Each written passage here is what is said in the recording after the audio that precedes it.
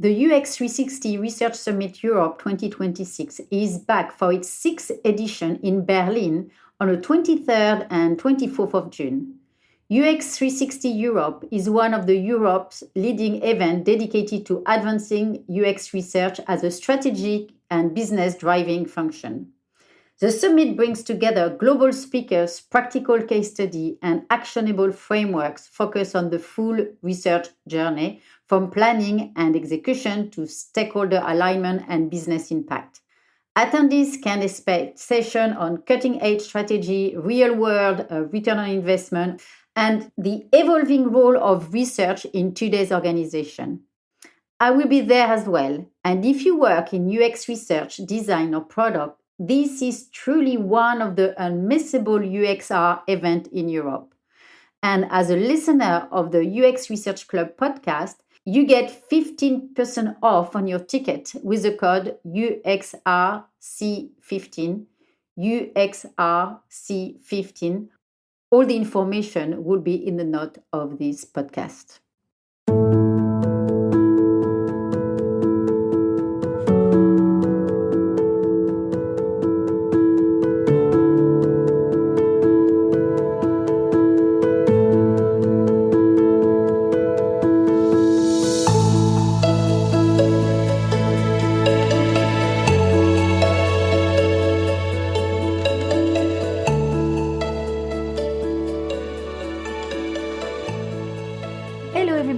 Welcome, this is Emmanuel and you are listening to the UX Research Club, the podcast that is dedicated to the rising field of user research. Who is this show for? It is for everyone, actually everyone interested in UX, product development and digital transformation. Whether you work for a large organization or for a startup, this podcast is for you. I would like to thank all of you for taking the time to listen to the UX Research Club all around the world. You may not know, but I'm doing this podcast on top of my job, and it does take time. So I will really appreciate if you could give me a bit of support by giving me some stars, review the podcast, or even better, to share it with your network. This would be amazing. I wanted to say a special thank you to the member of the following groups that seems to enjoy the podcast: User Research Collective, PhD to UXR, and Women in UX. For people that are living in London, in the UK, or close by, the User Research Social will meet up on Thursday, the 9th of February, after work, near Southwark Station. So people interested, ping me on LinkedIn or by email, and we can add you to the WhatsApp group.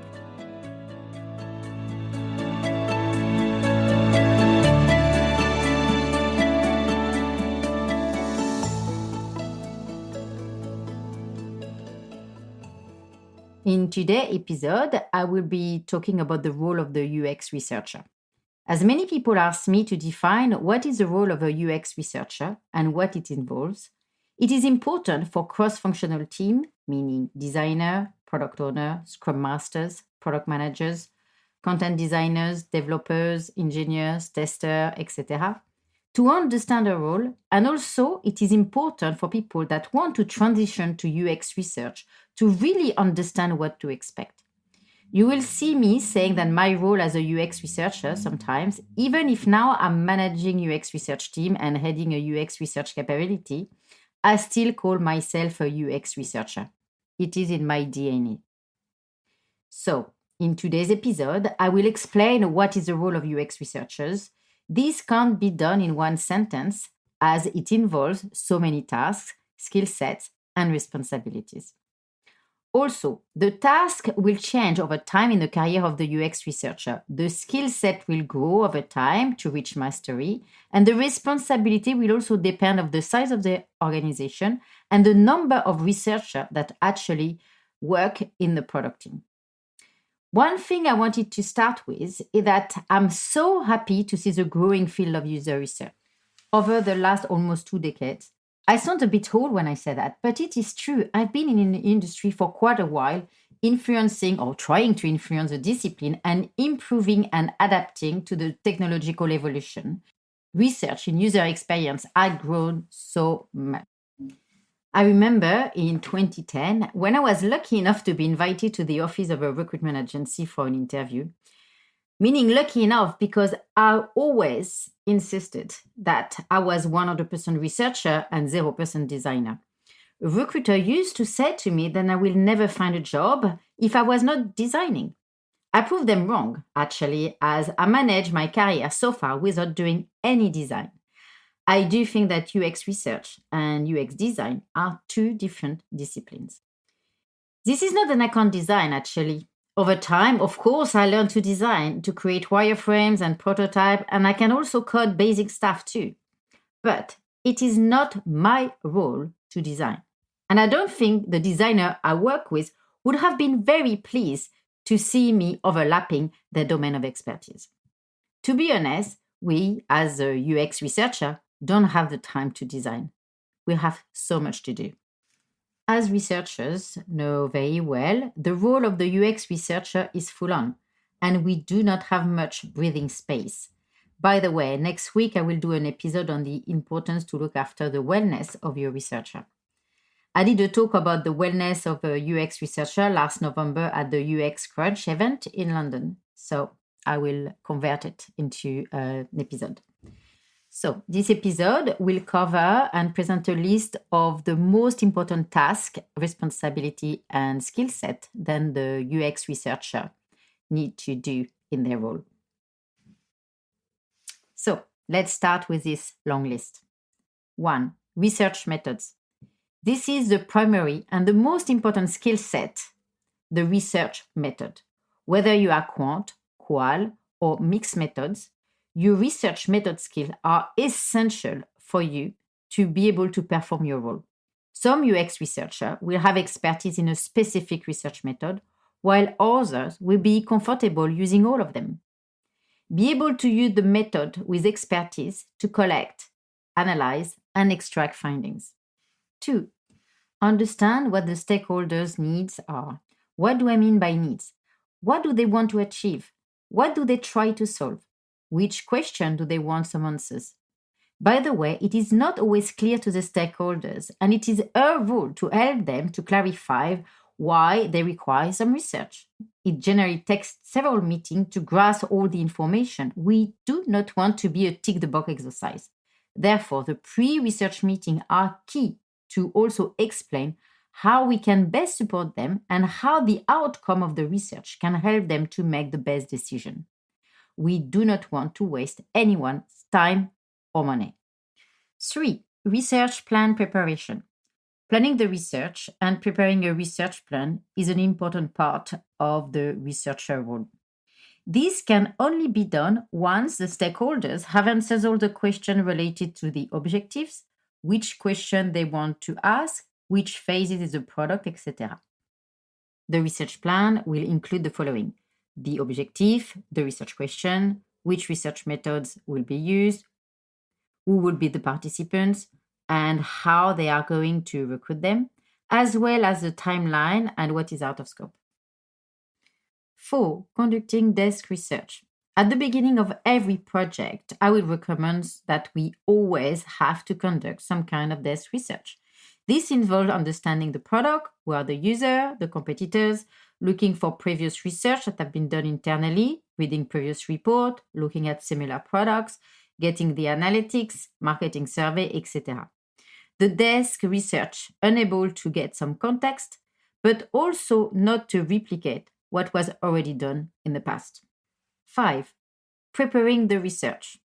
We have to prepare documentation such as questionnaire, discussion guides, screener, templates to collect data, checking prototype, learning how to use the product, etc. These take a bit of time to actually get ready to start collecting the data.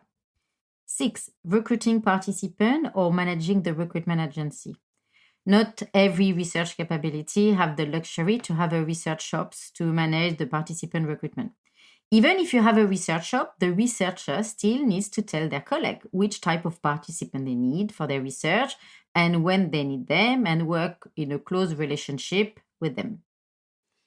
If you are using a recruitment agency, you will have to manage the recruitment agency, build relationship with them, contact them when you require participants, prepare a screener, send it to them, and moderate the recruitment process, provide information for the consent form and NDA, make sure the schedule is ready with all the participants, and manage no-show, etc. This is quite a lot of management. DIY recruitment. What do I mean by DIY recruitment? Is when the researcher has to perform the recruitment themselves. This takes a long time.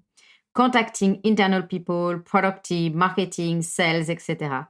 Use social media, client list, preparing emails, sending the email, booking the session, send invitation to the participant, consent form, incentive payment, etc. This is a lot of work on top of all the other tasks that the researcher needs to do. It is a second job, actually. People really need to understand that recruiting participants is a full-time job, on top of the researcher full-time job. So get some budget to get some support to recruit participants. As mentioned in the last 2 episodes about participant part 1 and part 2, getting the right participant is key to the quality of insight. The participant recruitment strategy is central to the UX research capability and the output and the quality of the results. 7, preparing the research tools that are required to collect the data.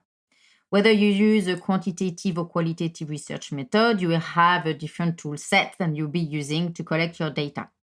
If it is a survey, you'll be creating your survey and upload all the questions into the software and do all the setup to get your survey ready. Do several tests and then extract a list of participants or potential respondents to send your survey and share it around. So if you are doing a field work, that will require a lot of preparation, such as planning the trip. If you have to travel, you will have to do flight booking, train booking, etc.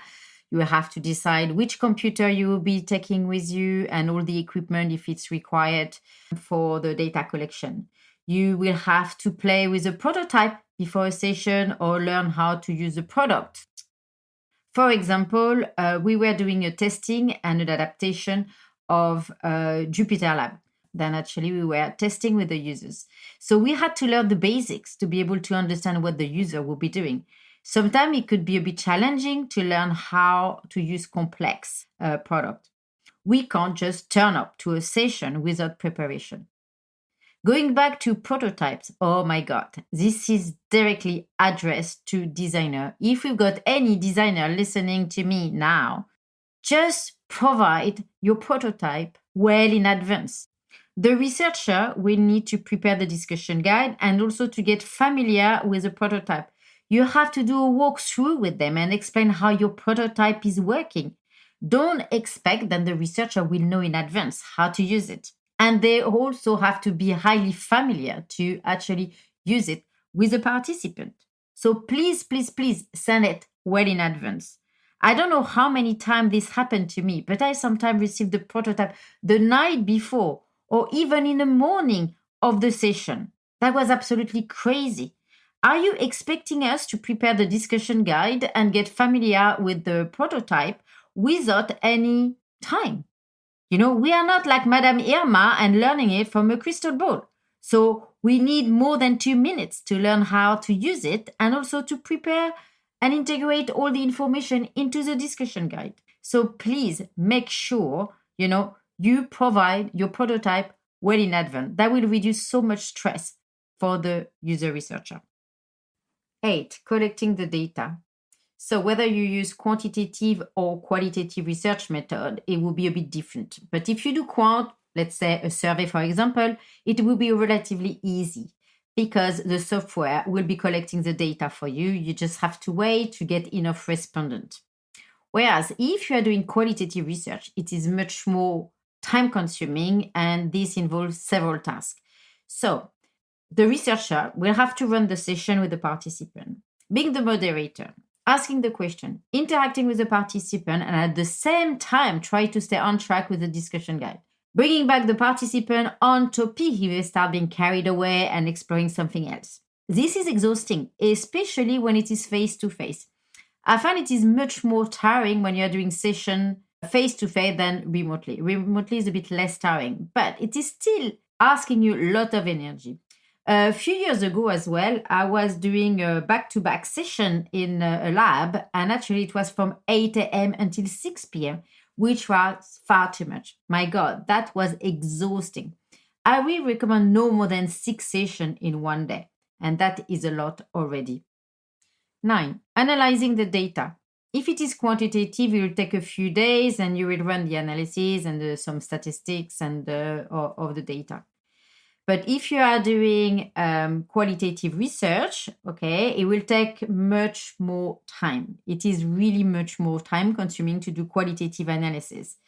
It will take on average between 2 to 3 hours per participant, depending of the length of the session.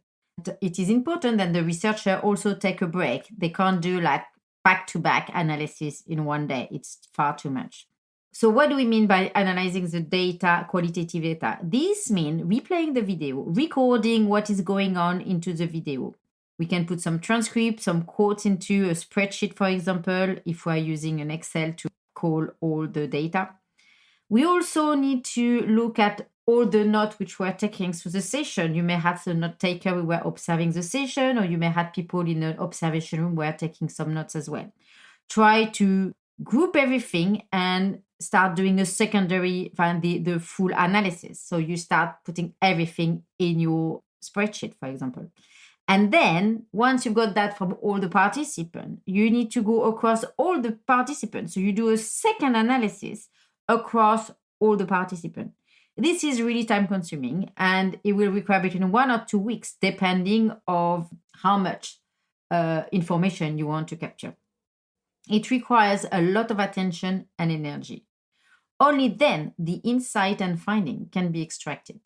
Very often, people misconceive the time it takes to actually analyze qualitative data. Even if we try to be much faster, and we get faster and faster as we are more experienced, it still required a lot of time. 10. Documenting and preparing findings. So what you have to do as a researcher is to document and prepare all the deliverable with the findings for the team.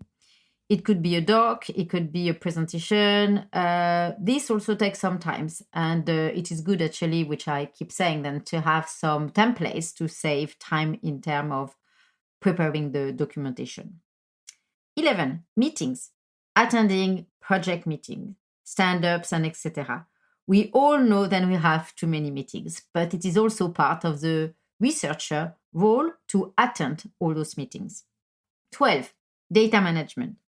Maintaining an accurate record of the interviews in a safe place, making sure the data are located in a safe storage place and is password protected in a restricted location. Last week in episode 6, I mentioned the researcher responsibility of keeping the data safe. It is the role of the UX researcher to be the gatekeeper of the data. It is a responsibility. 13. Stakeholder management. We all know this so well. It is very important to interact and to manage the stakeholders. They always ask for more information and want us to change the project in the middle of it, or they want to add some screens or question. This requires a lot of energy, a lot of diplomacy, and soft skills. 14. Project management. The researcher manages the project end to end. So it is very important to understand that the researcher normally have the full autonomy of managing the project. The junior will generally get the support for a more senior researcher, but managing the research project, it is required. 15. Mentoring junior. For some senior researcher, mentoring is essential, and it is important to pass on the knowledge to the new generation and to support the more junior. 16. Organizing workshop, presentation, sharing findings across the business. Therefore, good communication skills are necessary. 17. Evangelizing research across the organization. As you probably know, there is a lack of understanding of the benefits of UX research in most organizations. There are some exceptions, of course, but very often it is highly necessary to organize lunch and learn, show and tell, etc., etc.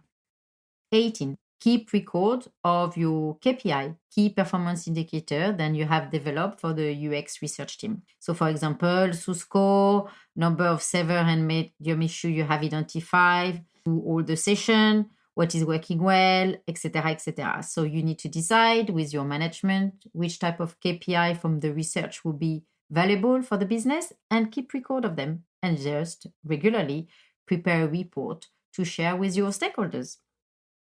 19, admin. So, lot of admin to do, managing the database of the participant, the tool use, the license, the booking of the lab, etc., etc.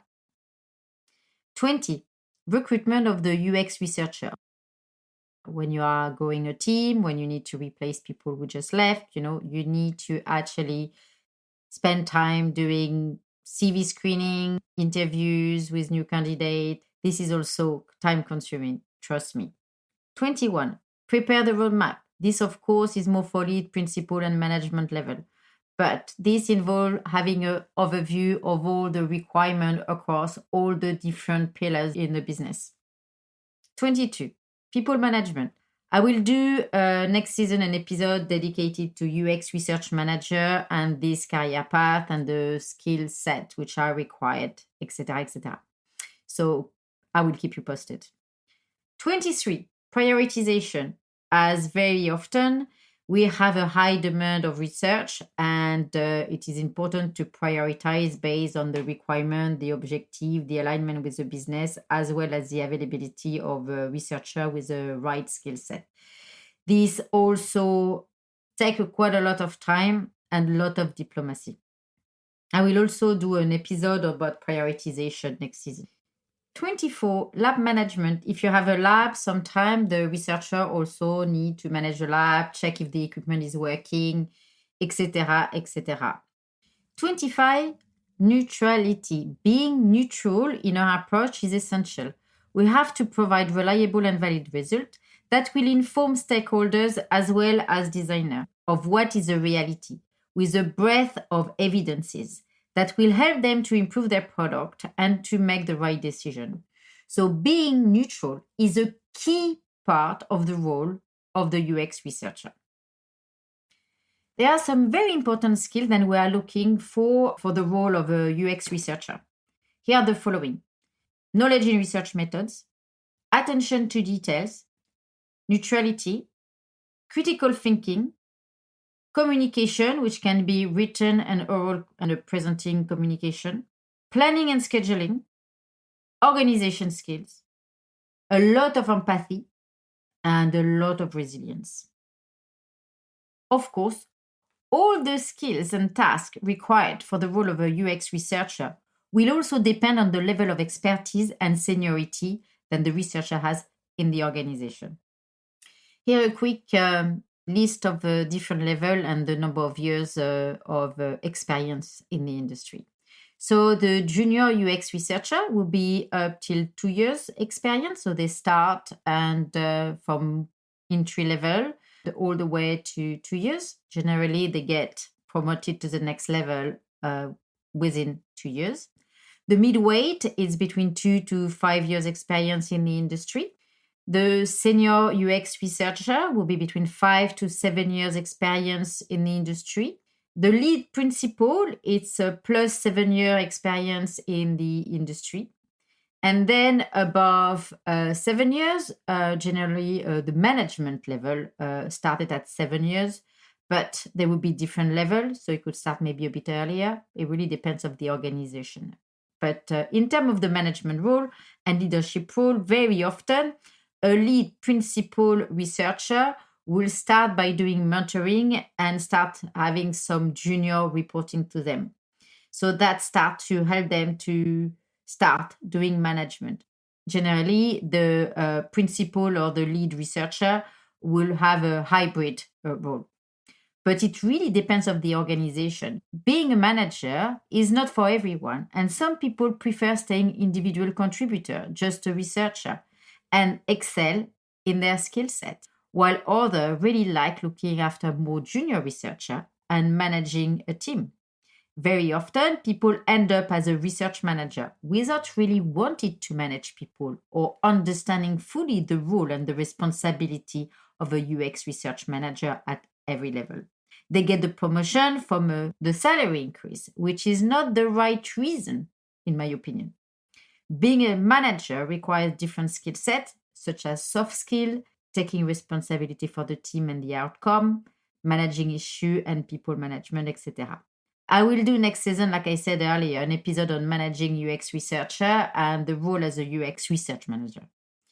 Many people want to transition to UX, and I will say this is great as we need so many researchers. And it is not always easy to find strong researchers. I would say that people which are coming from psychology, social science, human and computer interaction, anthropology, ethnography, and market research are strong candidates to actually transition to UX research. I think they have a good transferable skill. So, to summarize today's episode, we covered several points which are part of the role of the UX researcher. If you have one thing to memorize from this episode, is that the UX research and the UX design are two different disciplines. We covered today the 25 main points which are part of the role of the UX researcher.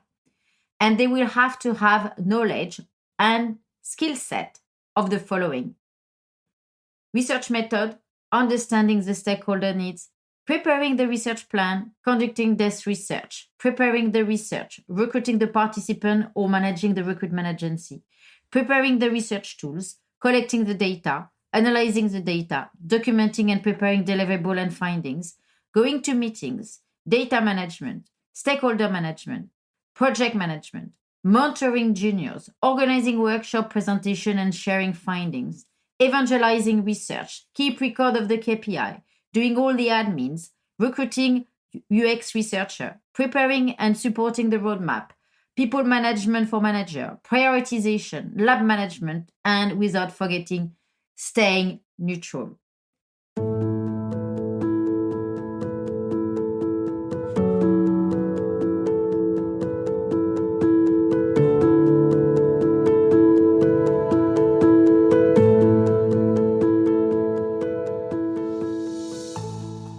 I hope you enjoyed this episode today, and if you have any question or a topic you would like me to cover, you can contact me on info@uxresearchclub.com.